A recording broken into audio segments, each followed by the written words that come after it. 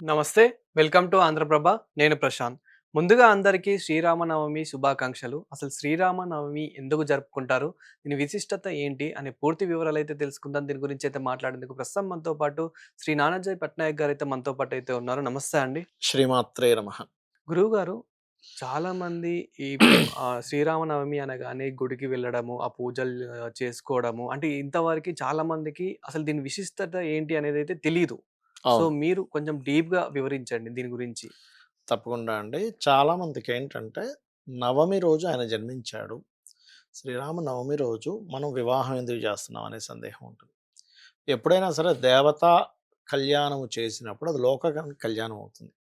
అంటే మనం ప్రతి ఆలయాల్లో చూడండి శ్రీరామనవమి నాడు రామచంద్రమూర్తికి, సీత అమ్మవారికి కళ్యాణం చేస్తాం. హ్మ్. ఆ వైబ్రేషన్ ఏదైతే కళ్యాణం చేస్తామో అక్కడ అటెండ్ అయిన వాళ్ళందరికీ మంగళములు జరుగుతాయి. ఓకే. అందులో ప్రధానంగా ఎవరికైనా వివాహ సంబంధించిన దోషం ఉంది, సప్తమ స్థానం పాడైంది.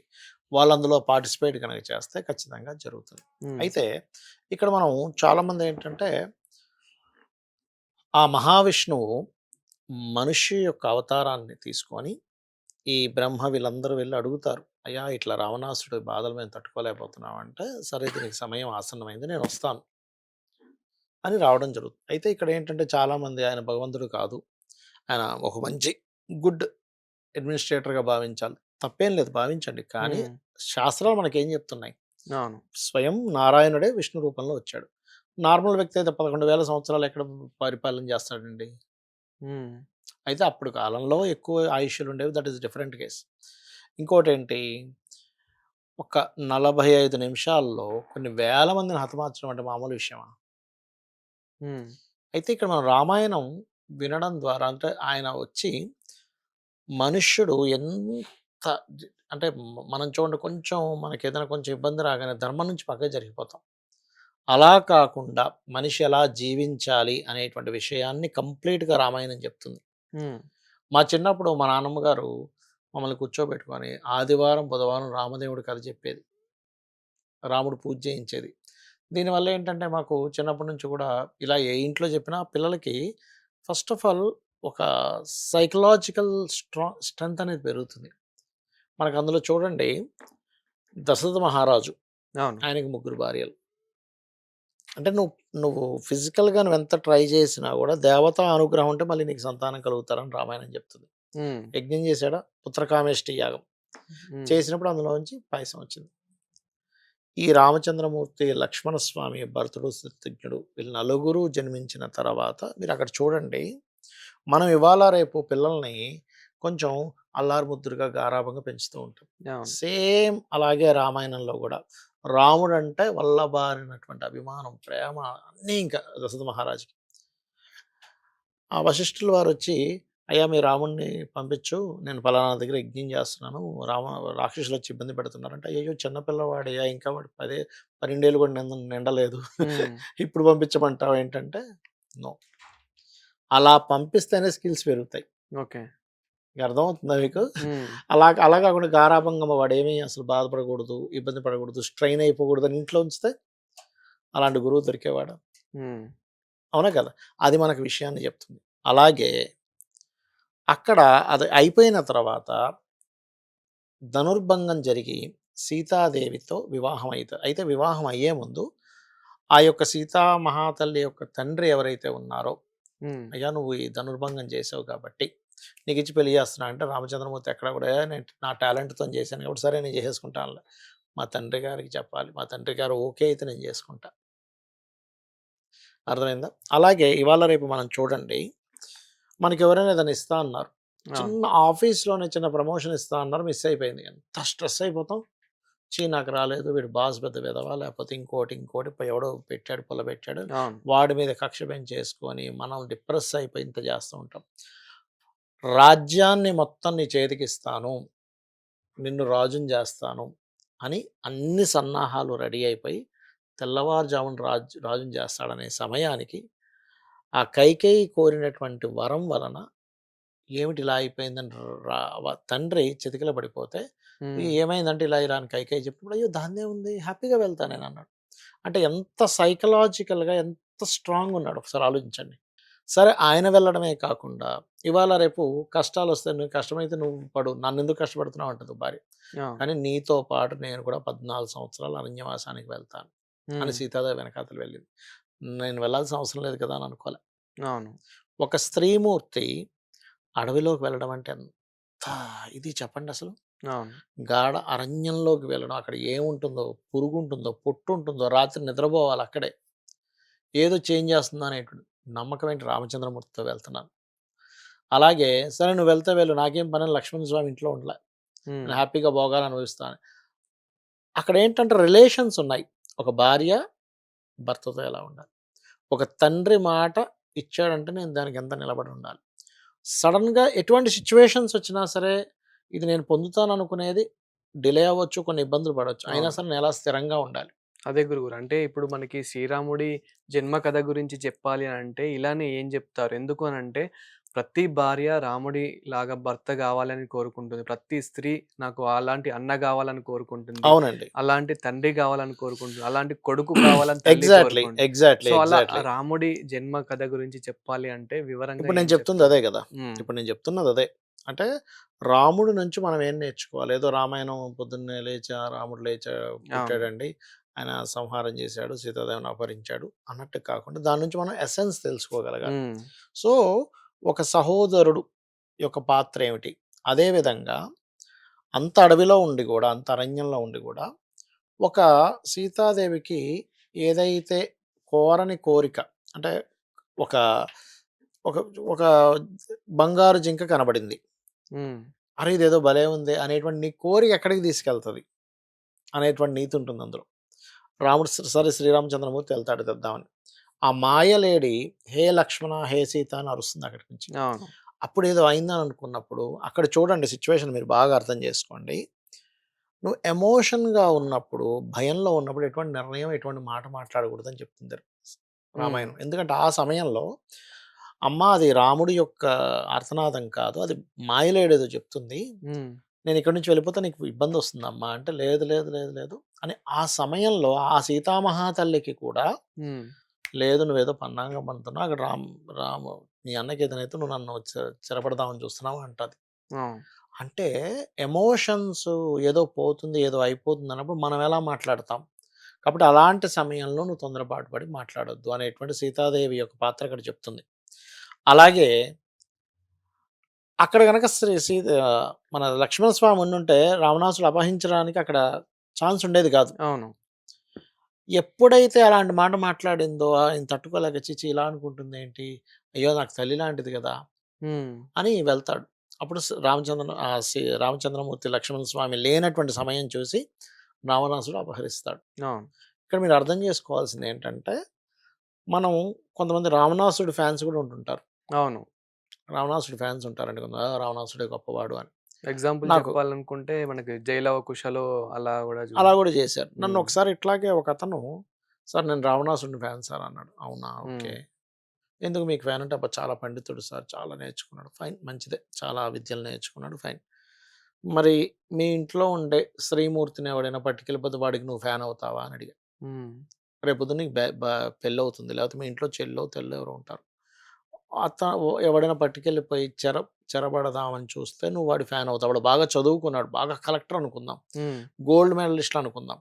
పట్టుకెళ్ళిపోయాడు నీ ఇంట్లో ఉండే శ్రీమూర్తిని. బలవంతంగా అది కూడా జుత్తు పట్టుకొని, హ్మ్. ఇలా పట్టుకొని పట్టుకెళ్ళిపోయాడు. బోరున ఏడుస్తున్నా గూడా. అప్పుడు గూడా నువ్వు ఫ్యాన్ అవ్వగలుగుతావా? అంటే అవ్వనన్నాడు. మరి నీ ఇంట్లో జరిగితే ఎందుకు అవ్వవు మరి? అంటే యాహ్! అదొక కథగా చూస్తున్నావు కాబట్టి నువ్వు ఫ్యాన్. కానీ అది దాన్నేమంటారంటే ఇతిహాసము అంటారు రామాయణ మహాభారతాల్ని. హ్మ్. రామాయణము, మహాభారతము యాజ్ ఇట్ ఈజ్ ఇలాగే జరిగింది. దీన్ని ఇతిహాసాలంటారు. ఇది ఓకే. ఇలాగే జరిగింది అని. సో, అలా పట్టుకెళ్ళిన రావణాసురుడు గూడా అంత పండితుడు, అంత ఇదైనా కూడా ఎక్కడా కూడా నువ్వు తప్పు చేస్తే కర్మ నిన్ను వదిలిపెట్టదని చెప్పడమే దాని యొక్క ఇది.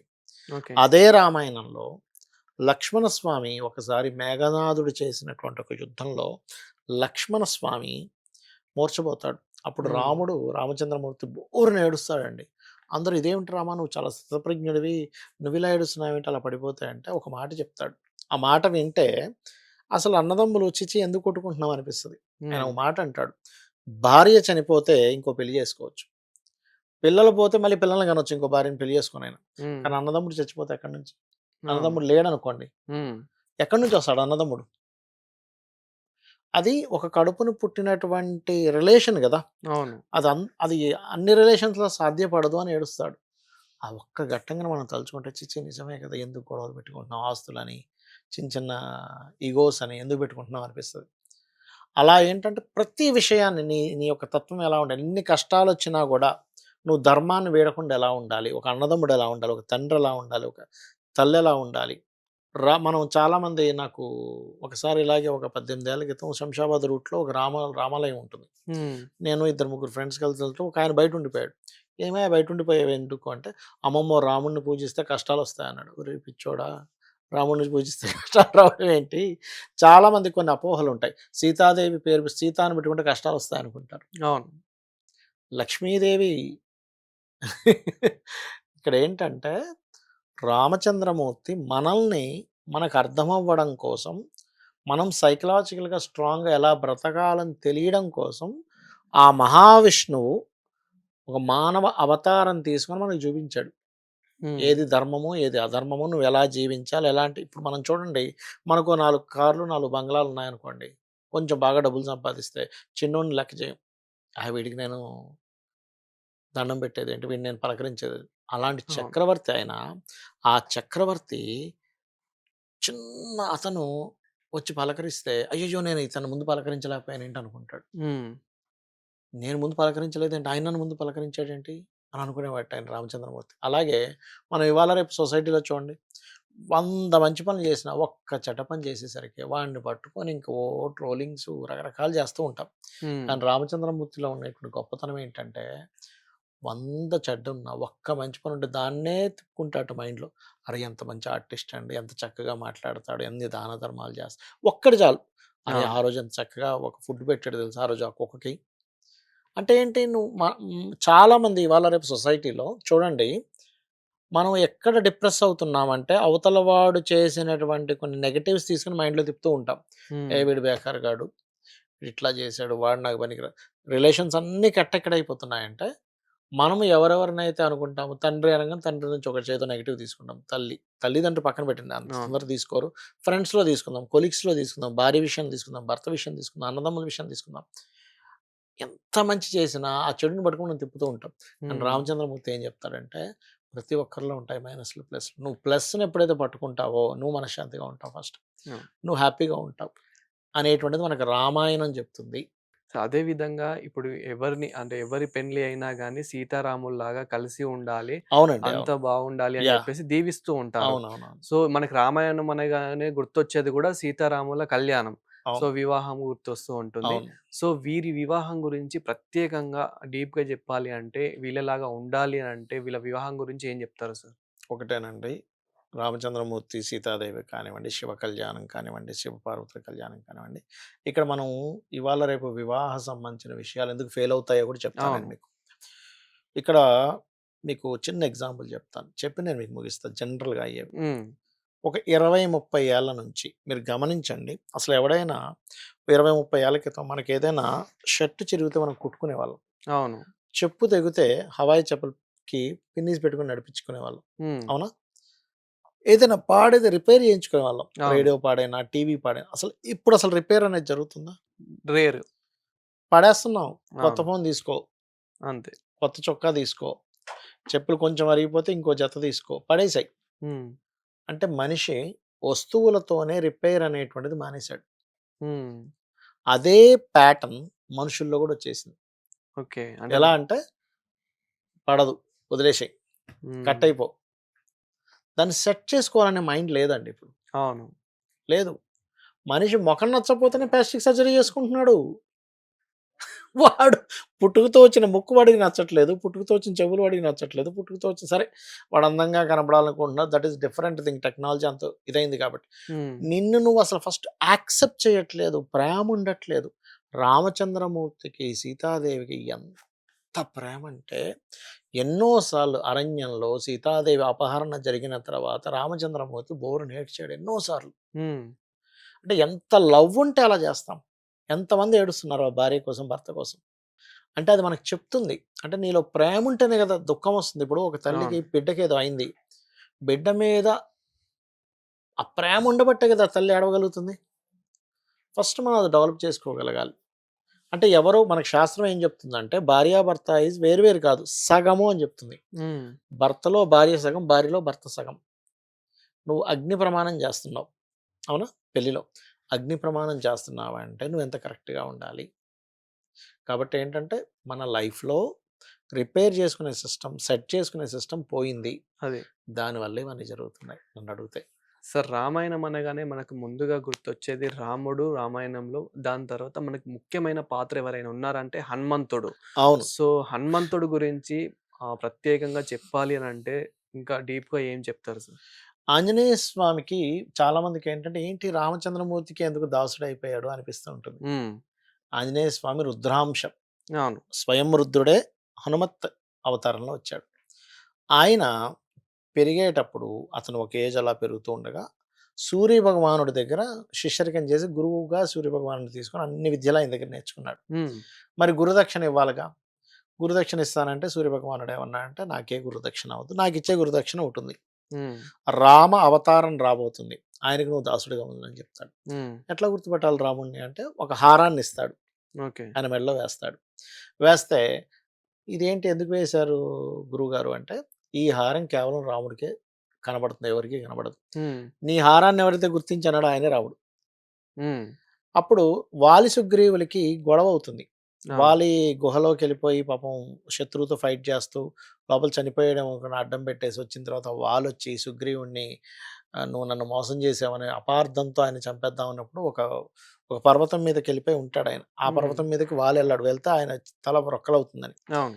అక్కడికి వీళ్ళు అరణ్యవాసంలో ఉండి సీతాదేవిని వెతుక్కుంటూ వస్తూ వీళ్ళిద్దరూ చూస్తేనేమో నారు చీరలు కట్టుకుంటారు. చేతిలో చూస్తే బాణాలుంటాయి. మనుషులు చూస్తే రాజుల్లాగుంటారు.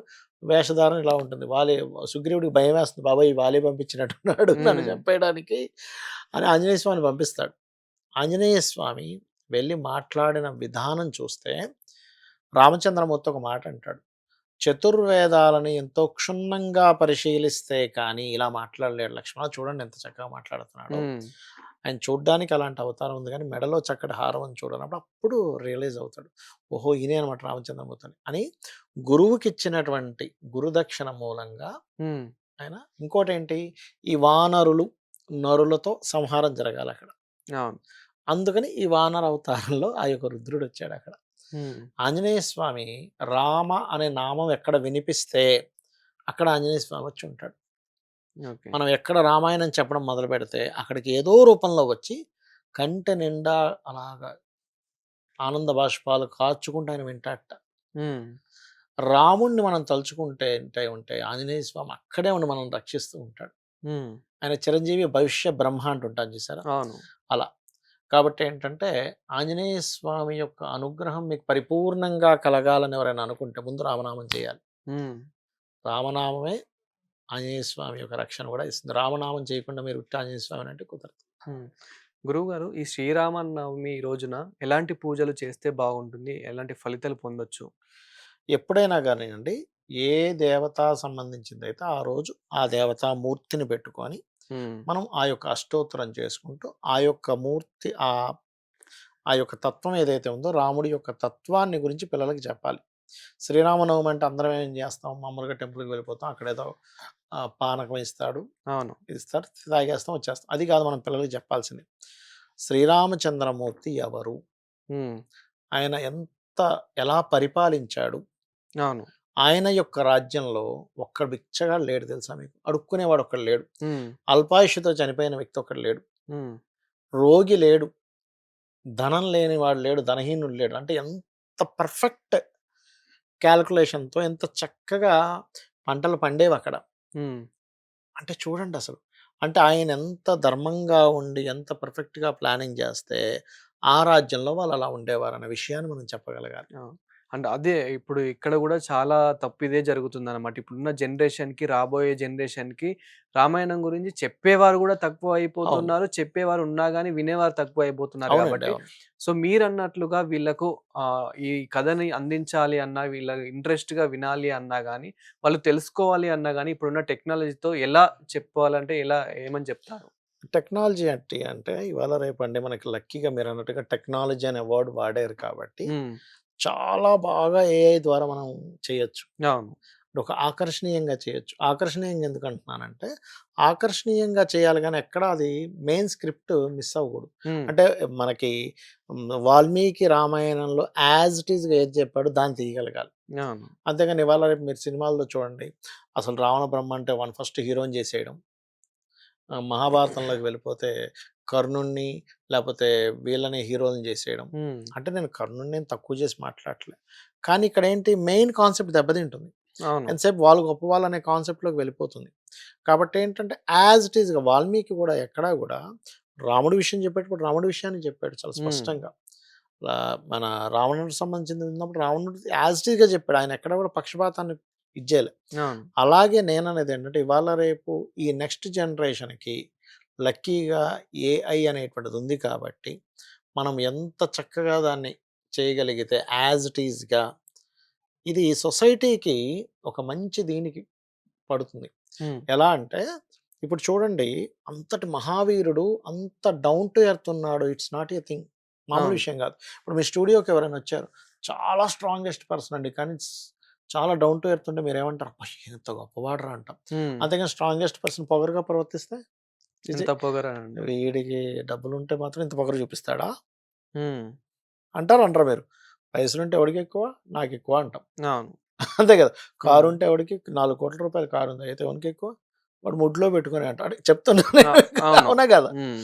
అంటే ఎందుకంటున్నానంటే, ఏది గొప్పది శ్రీరామచంద్రమూర్తి మనకు చెప్పాడు. హ్మ్. అనే విషయాన్ని మనం పిల్లలకి చెప్పుకోవాలి. ఇప్పుడు ఈ శ్రీరామి నవమి రోజున రాముడి భక్తులు ఏ విధంగా పాటించాలి? ఎలాంటి పూజలు చేయాలి? అండ్ ఎలా ఉండాలి అంటే ఏం జెప్తారు? ఎక్కువగానండి రామ భజన ప్రతి ఇంట్లో జరగాలి. హ్మ్. రాముడి యొక్క కథ మనం పిల్లలకి చెప్పాలి. ఒకప్పుడు చిన్నప్పుడు రాముడి కథే చెప్పేవారు ఎక్కువగా. హ్మ్. ఒక్కసారిగా రోజు ఎందుకు చెప్పేవారంటే, వాడికి మైండ్‌లో అలాగా ఓహో! ఒక రకంగా రామ మంత్రం వల్ల అగ్ని, అమృత బీజాలంటారు. రామ అంటే అగ్ని బీజము, అమృత బీజం. హ్మ్. ఈ 2 బీజాలు మనకి ఆ మంత్రం ద్వారా వెళితే పాపం దగ్ధమవుతుంది. మనిషి కేవలం రామనామము చేత వీళ్ళ యొక్క జీవితాన్ని కంప్లీట్‌గా ఒక మోక్ష మార్గం వైపు తీసుకొని వెళ్ళగలుగుతారు. హ్మ్. ధర్మబద్ధంగా ఉండగలుగుతాడు. ఎందుకంటే ధర్మాధ్యక్ష, ధనాధ్యక్ష, ధనధాన్య వివర్ధిని అనే నామం ఉంటుంది. హ్మ్. లలితమ్మ. లలితమ్మ వారే రాముడు అవతారం అంటుంటారు. తెలుసా మీకు? హ్మ్. శ్యామలాంబ వారే కృష్ణుడు, లలితే రాముడు అంటూ ఉంటారు. అందుకే మనకి లలిత నవరాత్రి అయిపోగానే రామనవమి వస్తది. హ్మ్. ఓకే. కాబట్టి నేను చెప్పేది ఒకటే. ఇక్కడ మనం పిల్లలకి చక్కగా శ్రీరామనవమి నాడు రామకథ చెప్పడం. ఎప్పటికప్పుడు ఉదాహరణల్లో మీరు మాట్లాడితే రాముడు అక్కడ అలా చేశాడు తెలుసా? అంటే మనం మాటల్లో శ్రీరామచంద్రమూర్తి అలా చేశాడు రామాయణంలో. లేదా శ్రీకృష్ణుడు ఇలా చేశాడు మహాభారతంలో అని ఆ ఉదాహరణలు గనక మనం ఇస్తూ ఉన్నట్లయితే వాళ్ళకి దాని మీద కాన్సంట్రేషన్ పెరగడం ద్వారా ఇది కేవలం వాళ్ళేదో బాగుపడతారన్నట్టు కాకుండా దేశాన్ని బాగుపరచడానికి కూడా వాడికి ఇన్స్పిరేషన్ అనేటువంటిది రావడం జరుగుతూ ఉంటుంది. రామనవమి రోజున ఉపవాసము అనేది ఎందుకు ఉంటారు? ఉండాలా? ఉంటే గనక ఎలా ఉండాలి? అండ్ ఎలాంటి ఆహారం తీసుకుంటే బాగుంటుంది? ఒకటండి ఇక్కడ శ్రీరామనవమి రోజుననే కాదు ఉపవాసం అనేటువంటిది మనకి ఏకాదశే ప్రధానంగా చెప్పారు. హ్మ్. మిగతా రోజులు మీ ఇష్టం. కంపల్సరీ ఉండాలని రూల్ లేదు. కానీ హ్మ్. ఎందుకు ఉంటాము అంటే, మీరు బాగా ఫుల్‌గా తిన్నారనుకోండి పొద్దున్నే, అవును. ఈ తర్వాత ఎలా ఉంటుంది మీ బాడీ? శరీరం సహకరించదు. హ్మ్. అబ్బా! కొంసేపు పడుకుంటే బావుండనిపిస్తది. బాగా తిన్నారు మటన్ బిర్యానీ శుభ్రంగా తినేసారు. హ్మ్. చికెన్ బిర్యానీ, మటన్ బిర్యానీ శుభ్రంగా తిన్నారు. మీకెలా ఉంటుంది చెప్పండి? కాసేపు నిద్రపోవాలనిపిస్తుందా? పని చేయాలనిపిస్తుందా? మంచిగా ఫుల్ మంచిగా స్లీపేసుకోవాలని. నిద్రపోతే హాయిగా ఉంటదనిపిస్తుంది. హ్మ్. మరి ఆ మైండ్ సెట్‌తో మీరు పూజ ఎక్కడ చేయగలుగుతారు? ఏమి తినలేదు కొంతసేపు మనకి ముందు ఫ్రీగా ఉంటుంది బాడీ. అవును. హెవీగా ఉండదు. హెవీగా ఉంటే మీరు దాని మీద సరిగ్గా కాన్సంట్రేషన్ చేయలేరు కాబట్టి, కునుకొస్తుంది కాబట్టి, మీరు దేవత ముందుని కునికడం అంటే చిన్నపిల్లలు కునకడం వేరు. హ్మ్. కునకడము లేకపోతే హెవీగా ఉండి దాని మీద కాన్సంట్రేషన్ చేయకపోతే దేవతను మనం అపచారం చేసిన ఫలితం వస్తుంది. దేవతా అపచారం అంటారు. అవును. ఎలా అంటే ఇప్పుడు మీరు మీ స్టూడియోకే ఎవరో హ్మ్. పెద్ద వ్యక్తి వచ్చాడు. సీఎంతో మీరు చేస్తున్నారనుకోండి. సీఎం గారు ముందున కూర్చున్నప్పుడు మీరేదో ఫోన్ చూసుకోవడమో, లేకపోతే నిద్రపోతున్నట్టు ఉంటున్నారనుకోండి. సీఎం గారికి ఎలా అనిపిస్తది? ఏమిట్రా నన్ను ఇంటర్వ్యూ చేయడానికి వచ్చి నిద్రపోతాడేంటి? ఆ! అవునా గదా! హ్మ్. మరి దేవతొచ్చిందక్కడ మీరు పూజ చేసేటప్పుడు. దేవతొచ్చింది. హ్మ్. దేవతొచ్చినప్పుడు మీరెలా ఉండాలి? ఎంత అలర్ట్‌గా, అవును. భక్తిగా, శ్రద్ధగా ఉండాలి. అవి మిస్ అవుతాయని మిస్ కాగూడదు గాబట్టి ఉపవాసం చేయమని చెప్తారు. ఓకే. గురువుగారు ఫైనల్‌గా ఈ రామనవమి గురించి ఇంకా భక్తులకి ఫైనల్‌గా వన్ వర్డ్‌లో జెప్పాలి అంటే వారికేం జెప్తారు ఈ వీడియో ద్వారా? సాక్షాత్ భగవంతుడే భూమి మీదకొచ్చి మనం ఎలా బ్రతకాలో నేర్పించినప్పుడు, అలా బ్రతకడానికి మనం కనీస ప్రయత్నం చేయాలి. హ్మ్. అప్పుడే ఆ రామచంద్రమూర్తి, ఆ మహావిష్ణువు ఆనందిస్తాడు. దేవుడు మెచ్చుకునేలాగా మనం బ్రతకాలి. అలా ఎలా బ్రతకాలో ఆయన చూపిచ్చాడు కాబట్టి అలా బ్రతకడానికి ప్రయత్నం చేద్దామని చెప్తాను నేనైతే. థాంక్ యూ గురువుగారు. శ్రీమాత్రే నమః.